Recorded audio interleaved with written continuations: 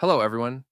In this session, I wanted to revisit the Unreal setup part, which many of you found the most challenging in the previous tutorial, so we decided to create this video.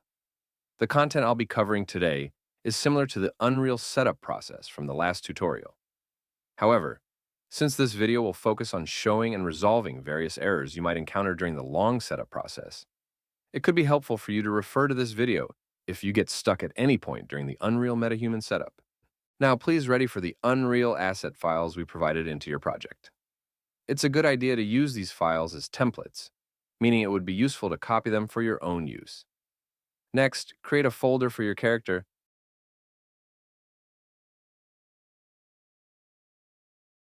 and I will create separate folders within it to distinguish between the body and the face. Now copy these three assets separately. Make sure to rename them according to your character's name.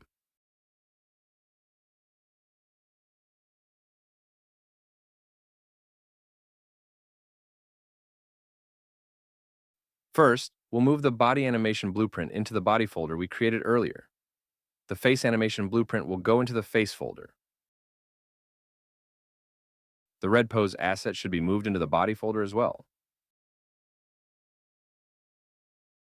Next, in the body folder, we'll reassign the skeleton for these two assets. The skeleton should be set to the Metahuman body, but if you're using your own custom skeleton, feel free to use that instead. But Metahuman structure must be same that skeleton.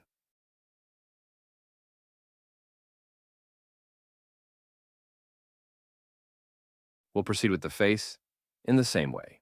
For the face, make sure to set the skeleton to the face archetype located in the Metahuman common folder. Now, let's import the FBX files you previously exported, starting with the body FBX file. You'll need to assign the same skeleton as you did for the body animation blueprint. Additionally, for those of you who exported with an LOD group from Maya, make sure to check the Import Mesh LODs option. For the normal method, I recommend selecting Import Normal and Tangent. Once everything is set, let's go ahead and import it. I'll rename this according to my character's name, just to make it easier to recognize. Now, let's import the FBX file for the head as well. For the head, it must always be assigned to the face archetype. Unlike the body, there are no exceptions here.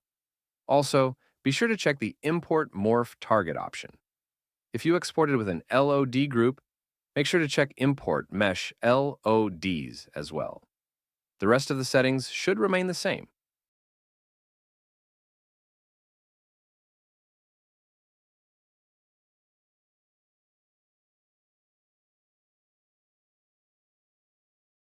Next, we'll copy the blueprint from another metahuman character.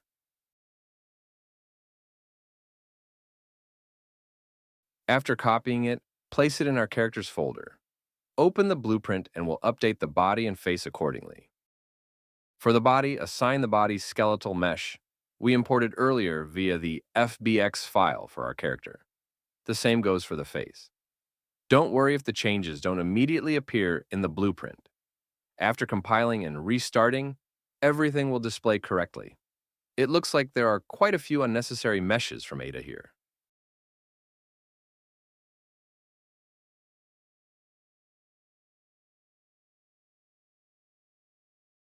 If you're having trouble removing the skeletal meshes already registered in the blueprint, an easy trick is to temporarily assign any other asset first.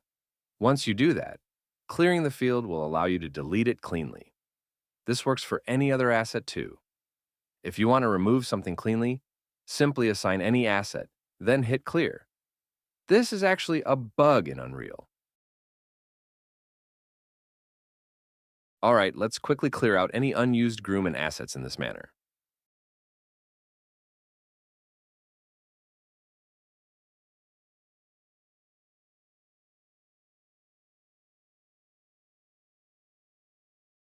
Once you've set up the character blueprint, let's return to the body folder and go over the first step.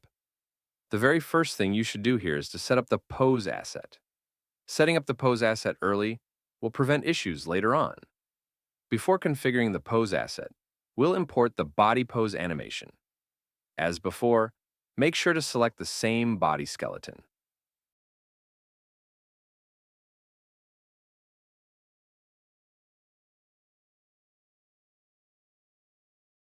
Now, using this pose animation, we'll configure the pose asset. Once you're inside the pose asset, turn off any unnecessary skeletal meshes or previews. The preview should be set to our character, as this pose asset is exclusive to our character. Click Apply to Asset to save these changes. Make sure to also set the retarget source asset to our character's body.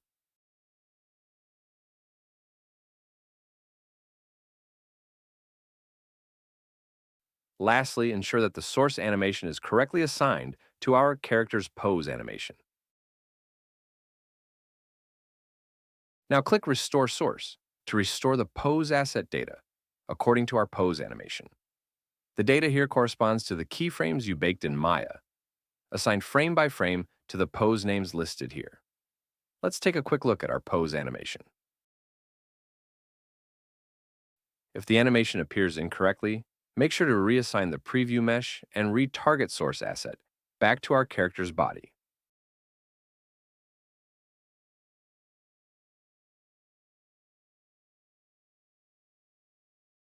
The order of these keyframes matches the pose names in the pose asset. For example, the calf L default pose corresponds to frame 0 of our pose animation, and calf L back 120 corresponds to frame 1. The pose asset we provide manages all body poses at once, but originally, Metahuman's pose assets were managed separately by body part, which is why there were so many pose assets. Each part had its own pose asset, so in the original Metahuman system, body templates were limited by type. Now, you can see why Metahuman Creator and other tools didn't allow modification of the initial body angles. With our setup, you can manage all body poses with a single pose asset, which makes handling these complex issues much easier. In this video, we've revealed the secret behind why modifying the Metahuman body was previously impossible. Now, save everything and let's move on to the animation blueprint. Now, let's open the body animation blueprint. If everything went smoothly in the previous tutorial, you probably didn't encounter this. But if you're seeing a compile error now, don't be alarmed. This is exactly what I'm referring to. The issue here is that the pose driver nodes in the animation blueprint don't have the correct pose assets assigned. In other words, the blueprint is unable to recognize the path of the previously registered pose assets. The solution is simple. Select all of the pose driver nodes, without their captions, and in the Detail panel, reassign the pose asset to the one we just created.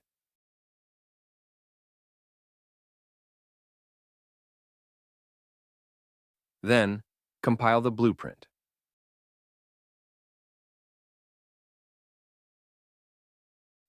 After that, you'll notice that each pose driver node displays its values in purple, and these values will vary for each node. This indicates that the default values already registered in the animation blueprint are slightly different from the preview mesh. Normally, the user would have to manually calculate the initial coordinate values for their character and enter them one by one, but that would be quite complex and difficult, right? Especially considering how many pose driver nodes there are. It would be overwhelming. That's why we're providing the PSD set tool. First, place your character blueprint in the current level scene. For now, I'll disable the character shaders.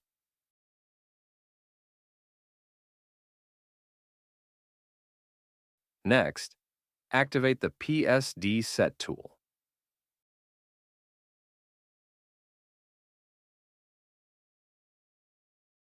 As explained in the tooltip, you need to select the blueprint actor present in the scene.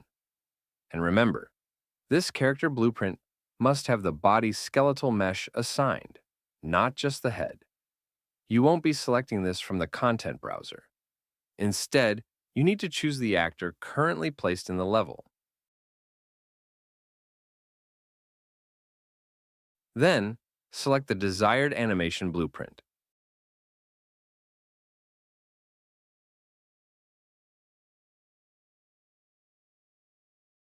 let's return to the body animation blueprint to check the values modified by the PSD set tool. Specifically, we'll look at the default values. Once you apply the PSD tool set, these default values will be filled in with red. Click the Set Pose Driver Init Value button and recompile the blueprint.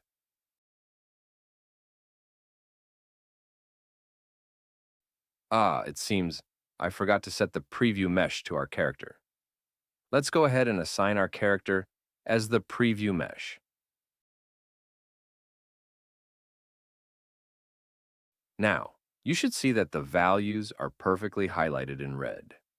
Note that the finger pose driver nodes might not show in red, but that's okay. At this stage, your body skeletal mesh is ready to have this animation blueprint applied. Next, let's apply the same steps to the face animation blueprint.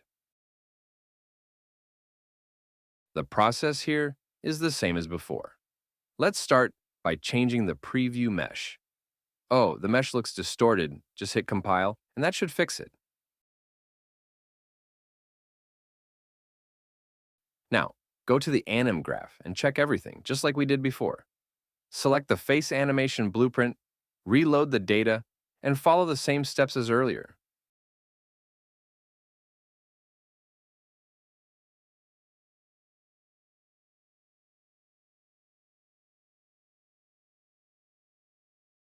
This time it's not showing 100%, but that's fine. We won't be using the neck movement correction pose anyway. Just remember, the body animation blueprint must always be set to 100%. Now, let's move on to the body skeletal mesh. Assign the post-animation blueprint to the body anim blueprint we created earlier.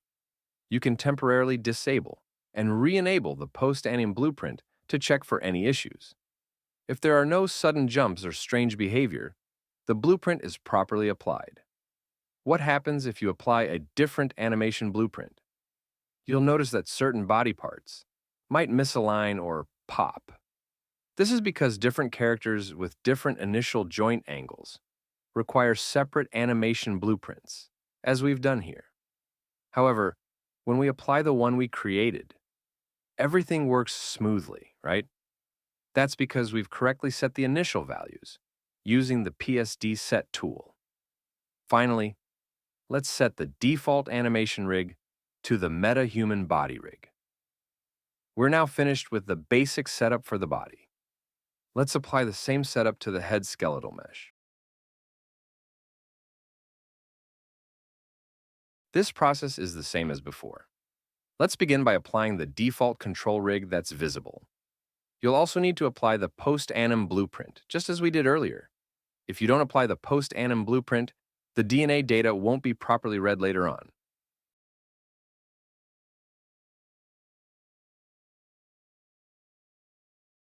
Are you following along so far?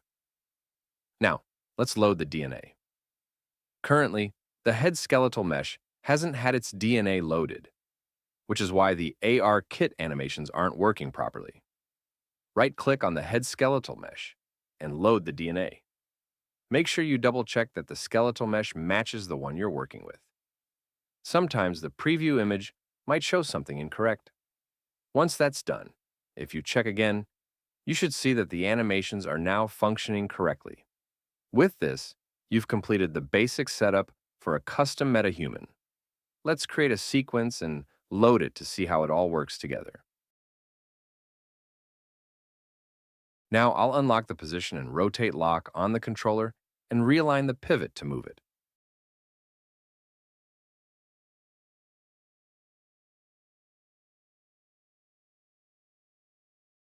You'll notice that there's no movement, right? That's because the blueprint in this scene hasn't had the DNA applied yet. Let's bring the character blueprint back into the scene and see what happens.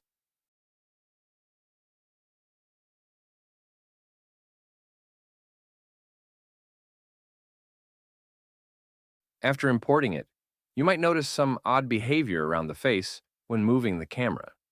This is a common issue, but I'll show you how to fix it. A tip we shared in a previous update, but let's go over it again here. First, go into the character blueprint, navigate to the face section.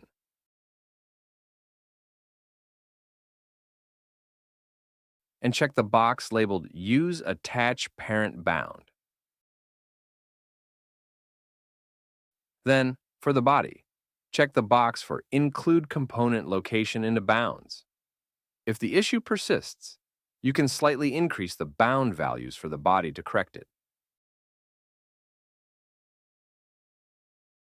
Now, when you move the facial controller, it should behave correctly. At the moment, there's a slight blackening around the mesh when the eyes are closed, though it may be hard to notice.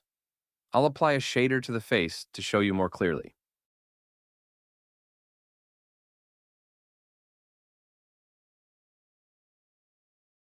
Sometimes there's a bug in the engine that can cause the face to appear to explode, but this can usually be resolved by simply turning the sequencer off and back on. Now, you may notice the blackening around the eyes when they are closed. As we discussed in a previous tutorial, this can be fixed by enabling skin cache and using recompute tangent. Let me show you that process again. First, go into the section under LOD, where you can recompute each head material.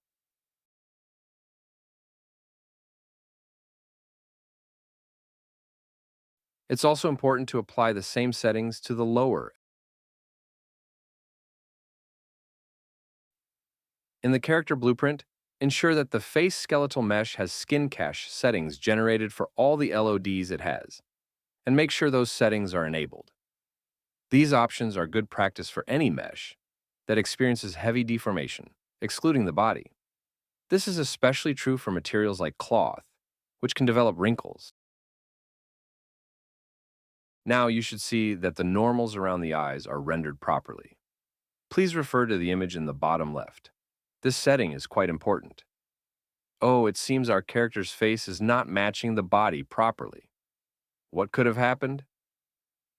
When applying the default Metahuman shader, there are specific areas you need to check. One of those is the neck hide area. If you temporarily disable the current material, you should see that the issue resolves itself. This happens because the Metahuman material hides the neck area mesh. To fix this, you need to find the relevant attribute within the material that controls this feature and uncheck it.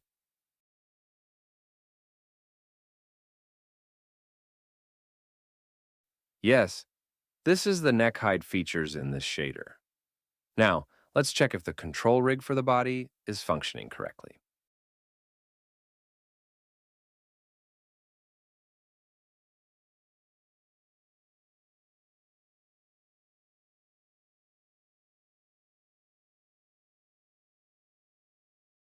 Great, everything is functioning perfectly now. Let me share a few tips with you. Although I mentioned these in the last tutorial, I'll repeat them for those who might have missed it. When the character performs actions like raising their arms, there might be a slight gap between the head and body meshes, causing small seams or holes to appear. While this may not be visible on the current screen, here's a simple solution to address this issue. Go to the build settings for both the head and body skeletal meshes and check the boxes for Use Full Precision UV and use High Precision Skin Weight. After that, click Apply Changes. Do keep in mind that these build settings will need to be reapplied if you reload or replace the skeletal mesh, so it's important to remember this. And here's one more tip. This is something most of you probably already know, but it's worth reiterating. When you want to apply animations in the level sequencer, you might have noticed that simply importing the animations doesn't work. To apply body animations, the body control rig must be disabled. The same goes for facial animations, so please keep that in mind as well. That wraps up our tips for Unreal settings. The entire Metahuman Unreal setting process can be quite complex, and we take this issue seriously. We are planning to automate parts of this process in our upcoming updates. Before we implement automation, it's crucial that you understand how to set everything up correct manually. This way, if any issues arise during automation, you'll know how to troubleshoot. Thank you for watching this video. Next time, we'll bring something more helpful. See you next time.